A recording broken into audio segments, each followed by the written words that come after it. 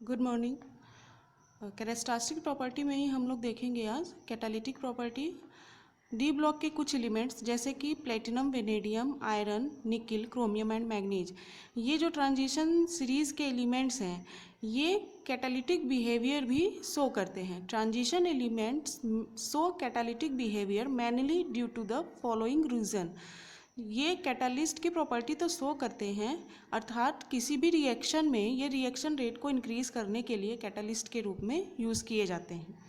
अब ये कैटालिस्ट के रूप में क्यों यूज़ किए जाते हैं उसके कुछ रीजंस भी होते हैं, जैसे the presence of vacant D orbital. इसमें जो डी ऑर्बिटल है वो पूरी तरीके से फुलफिल्ड नहीं होता या वैकेंट डी ऑर्बिटल प्रेजेंट होते हैं। इलेक्ट्रॉनिक कॉन्फ़िगरेशन में आप लोगों ने देखा था, जैसे 3D सीरीज़ की ही बात की जाए तो उसमें जो इलेक्ट्रॉन्स भरे होते हैं वो पूरी तरीके से नहीं भरे होते हैं। एक ये भी कारण होता है और साथ ही वैकेंट डी ऑर्बिटल प्रेजेंट होता है। ये इसका एक रीज़न है कि ये कैटालिटिक प्रॉपर्टी शो करने का।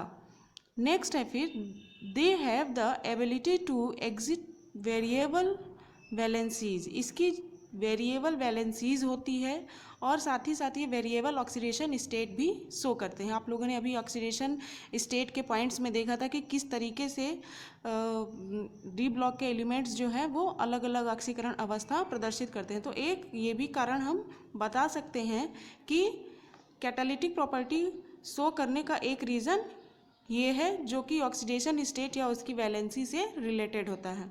फिर नेक्स्ट पॉइंट है they have a tendency to form complex compound.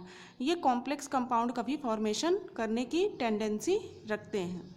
ठीक, तो ये सारे कुछ पॉइंट्स हैं जो कि इसके कैटालिटिक प्रॉपर्टी को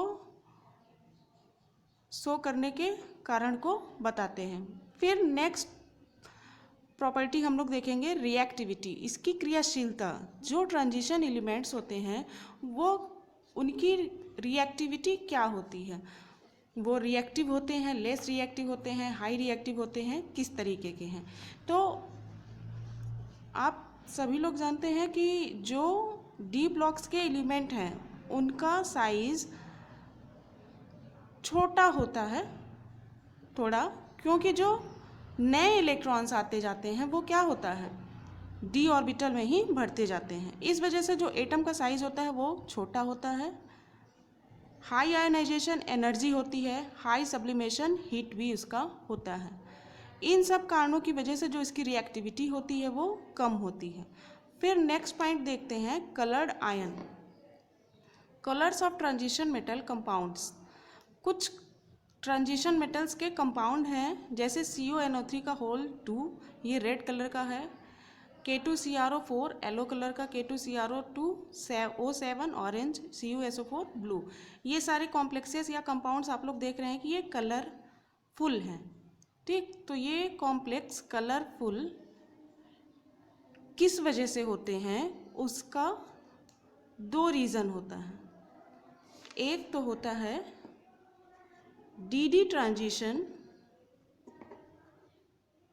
और सेकंड होता है चार्ज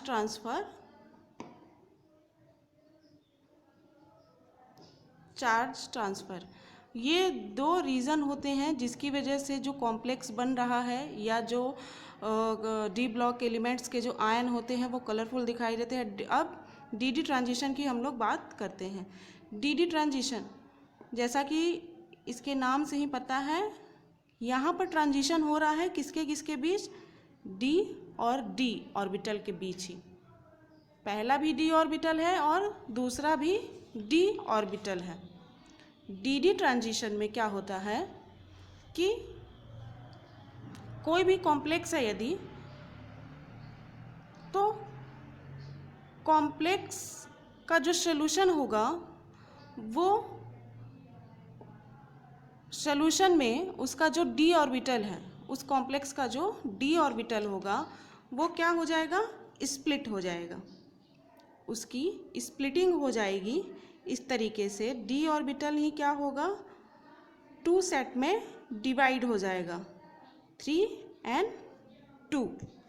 ये इस तरीके से डिवाइड हो गया T2Z और EZ में। अब जैसे कि हम लोग इसको आगे देख सकते हैं, ये इस तरीके से यहाँ पर ये बनाया गया है T2Z एंड EG सेट। ये स्प्लिटिंग को भी दिखाया गया है कि जो d ऑर्बिटल हैं वो dxy dxz dyz dz square dx square y square, ये d ऑर्बिटल है किसी भी कॉम्प्लेक्स में 5। अब सपोज उसमें 3 में इलेक्ट्रॉन्स हैं, ठीक। अब ये जब d ऑर्बिटल स्प्लिट होगा तो वो 2 सेट बनाएगा, T2Z and EG, T2Z and EG बना लेगा। और dd ट्रांजिशन हम कहेंगे किसको, जब इसी T2G में से एक इलेक्ट्रॉन चला जाएगा EG में, ठीक है। जब T2G से ही एक इलेक्ट्रॉन चला जाएगा EG में तो हम उसे क्या बोल देंगे, ट्रांजिशन। चूँकि T2G भी d का ही ऑर्बिटल है और EG भी d का ही ऑर्बिटल है, इस वजह से ये ट्रांजिशन जो है वो d ऑर्बिटल के बीच ही हो रहा है। और ये ट्रांजिशन कब होता है, जब हम किसी कॉम्प्लेक्स को विजुअल रेडिएशन के द्वारा इरेडिएट करेंगे, तब वहाँ पर वो कॉम्प्लेक्स जो होगा उस कॉम्प्लेक्स का एटम एनर्जी को एब्जॉर्ब करेगा। और एनर्जी को एब्जॉर्ब करने के बाद जो इलेक्ट्रॉन ग्राउंड स्टेट में है, इस तरीके से कोई इलेक्ट्रॉन है जो कि ग्राउंड स्टेट में है, वो एनर्जी एब्जॉर्ब करने के बाद ही आगे कैसा हो जाएगा, इस तरीके से T2G से वो EG में चला गया। यहाँ पर ये इलेक्ट्रॉन ग्राउंड स्टेट में T2G में था, लेकिन जैसे ही वो एनर्जी एब्जॉर्ब किया तो इलेक्ट्रॉन ग्राउंड स्टेट से कहाँ चला गया, ये एक्साइटेड स्टेट EG में चला गया।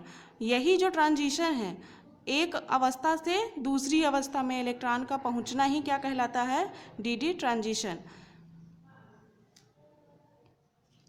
यहाँ पर ये लिखा भी गया, in a dd transition an electron jumps from one d orbital to another.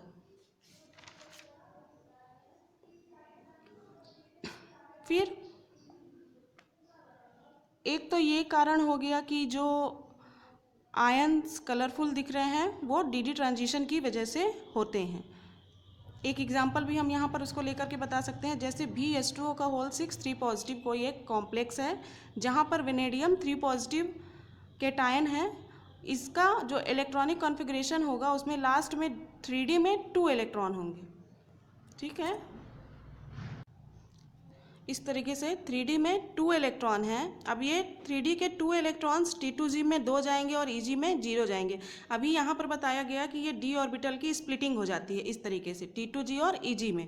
तब जब 3D में 2 इलेक्ट्रॉन हैं तो T2G में कितने जाएंगे, 2 इलेक्ट्रॉन्स। इस तरीके से यहाँ पर हम इसको बना सकते हैं, T2G में 2 इलेक्ट्रॉन्स जाएंगे और EG में 2 ऑर्बिटल है तो यहाँ पर क्या रहेंगे, 0 रहेंगे। ये 0 बताया गया, ये यहाँ पे बनाया भी गया है।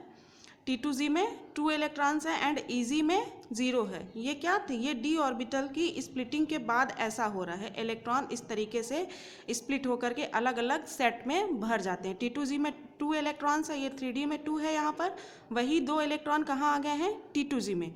और EG जो है वो वैकेंट रहेगा। अब जैसे ही इसको रेडिएशन दी गई तो वो रेडिएशन को एब्जॉर्ब करने के बाद यहाँ से T2G से इलेक्ट्रॉन जो है वो EG में प्रमोट हो गया। इस तरीके से यहाँ पर आप लोग देख रहे होंगे जो इलेक्ट्रॉन है वो EG में चला गया है, 1 इलेक्ट्रॉन ट्रांसफ़र हो रहा है यहाँ पर, ठीक। फिर अगले स्टेप में इसको यदि फिर से एनर्जी दी जाए तो ये फिर से एब्जॉर्ब करके एनर्जी को, जो एक सिंगल इलेक्ट्रॉन बचा था ये सिंगल इलेक्ट्रॉन भी EG में प्रमोट हो जाएगा। इस तरीके से 2 बार dd ट्रांजिशन हो रहा है, अर्थात जो भी कैटायन है या जो भी d ब्लॉक का आयन है वो कैसा होगा, कलरफुल होगा। और एक पॉइंट, जहाँ भी अनपेयर्ड इलेक्ट्रॉन पाए जा रहे हैं, यदि d ऑर्बिटल में अनपेयर्ड इलेक्ट्रॉन होंगे तो वो कंपाउंड या वो कॉम्प्लेक्स या वो आयन कैसा होगा, कलरफुल होगा। और साथ ही यदि उसमें dd ट्रांजिशन भी हो रहा है तो भी वो कलरफुल कॉम्प्लेक्स देंगे। उसका जो जली विलयन होगा वो कैसा होगा, रंगीन होगा। अब बात करते हैं सेकेंड रीज़न, चार्ज ट्रांसफ़र की। एक बात तो हो गई dd ट्रांजिशन की। अब कुछ कॉम्प्लेक्सेस ऐसे होते हैं जिसमें डी ट्रांजिशन नहीं पाया जा रहा है, लेकिन वो फिर भी कलरफुल आयन या रंगीन विलयन देते हैं। उसका रीज़न जो होता है वो क्या है? चार्ज ट्रांसफ़र के कारण। जैसे absent of unpaired D electron, जिसमें अनपेयर्ड डी इलेक्ट्रॉन अब्सेंट होते हैं, वहाँ पर चार्ज ट्रांसफ़र का कॉन्सेप्ट काम करता है। जैसे कुछ कॉम्प्लेक्सेस हैं यहाँ पर लिखे गए, MnO4 negative, Cr2O7 2 negative, PbO2। ये कुछ ऐसे कॉम्प्लेक्सेस के एग्जाम्पल हैं जो जिसमें डी ट्रांजिशन नहीं होता है, लेकिन ये फिर भी क्या है? कलरफुल है। ठीक। A charge transfer complex are electron donor acceptor complex. जो चार्ज ट्रांसफ़र कॉम्प्लेक्स होते हैं वो electron donor and acceptor complex के नाम से भी जाने जाते हैं, क्योंकि वो इलेक्ट्रॉन डोनेट भी करते हैं और वो इलेक्ट्रॉन एक्सेप्ट भी करते हैं। अर्थात ट्रांजिशन इसमें electron donor and electron acceptor के रूप में होता है, बट ट्रांजिशन यहाँ पर किसका हो रहा है? चार्ज का हो रहा है। चार्ज के रूप में इलेक्ट्रॉन्स का ही हो रहा है।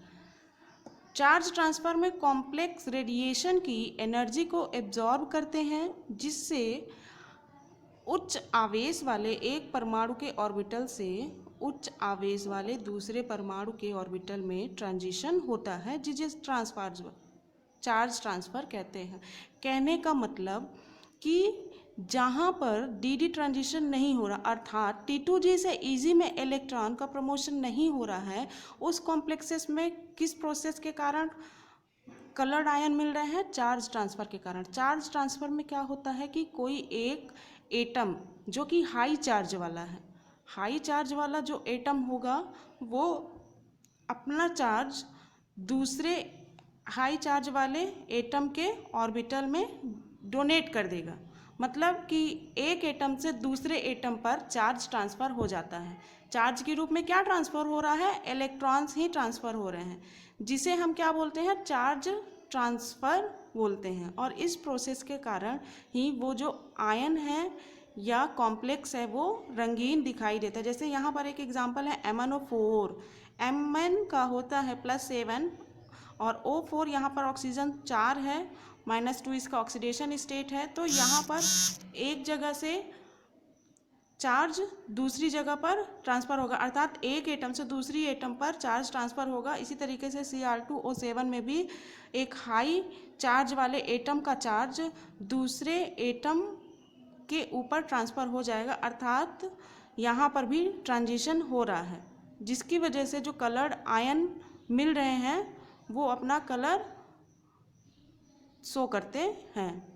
तो इस तरीके से हम कलर्ड आयन को एक्सप्लेन कर सकते हैं ट्रांजिशन एलिमेंट की सीरीज़ में।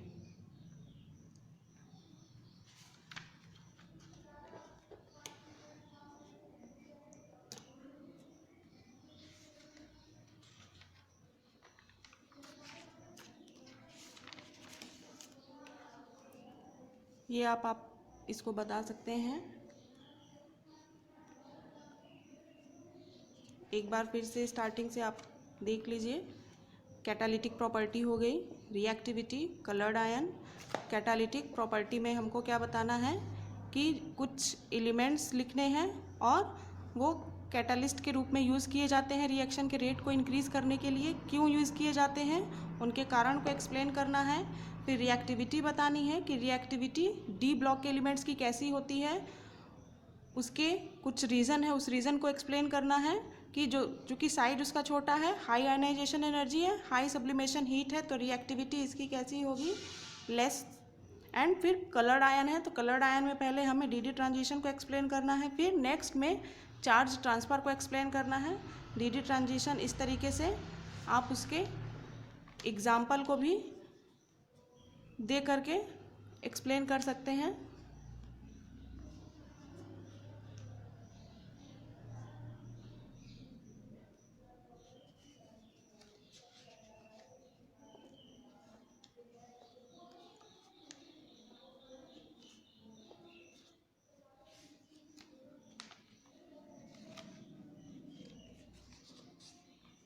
नेक्स्ट में हम चार्ज ट्रांसफ़र को लिख सकते हैं इस तरीके से।